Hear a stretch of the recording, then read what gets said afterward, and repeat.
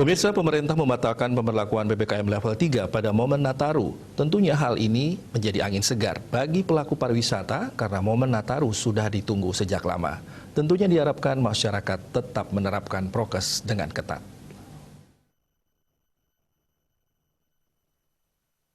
Kebijakan pemberlakuan pembatasan kegiatan masyarakat PPKM level 3 selama periode Natal dan Tahun Baru 2022 batal dilaksanakan secara serentak di Indonesia. Meskipun PPKM level 3 tidak dilaksanakan, tapi tetap ada pengetatan aturan.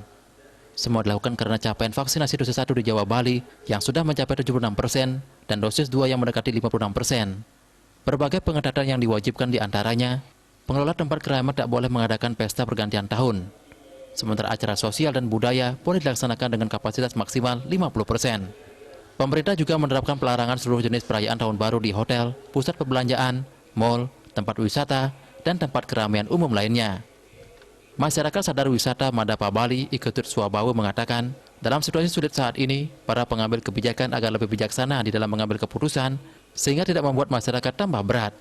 Sampai saat ini seluruh komponen masyarakat Bali selalu menjaga Bali biar aman, nyaman, dan selamat. Dengan pembatalan keputusan penerapan PPKM level 3 ini menjadi angin segar bagi pelaku pariwisata, di mana momen ini merupakan kesempatan yang sudah ditunggu-tunggu. Khawatir yang berlebihan ini harus kita kontrol, harus kita kendalikan. Jangan sampai peluang itu lewat begitu saja. Karena kalau tahun baru ini lewat, kita nunggu lama sampai ke bulan Juli, Agustus tahun depan. Nah, bagaimana nasib masyarakat kita, pengusaha kita? Karena kita sudah bertekad ya, pariwisata ini adalah unggulan. Bahkan di Indonesia adalah peringkat kedua di bawah kelapa sawit. Nah, Bali harus menjadi the central hub of Indonesia tourism ke depannya.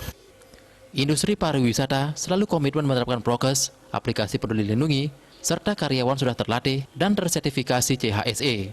Tentunya ini akan berdampak pada bangkitnya perekonomian. Ratna, Bali TV.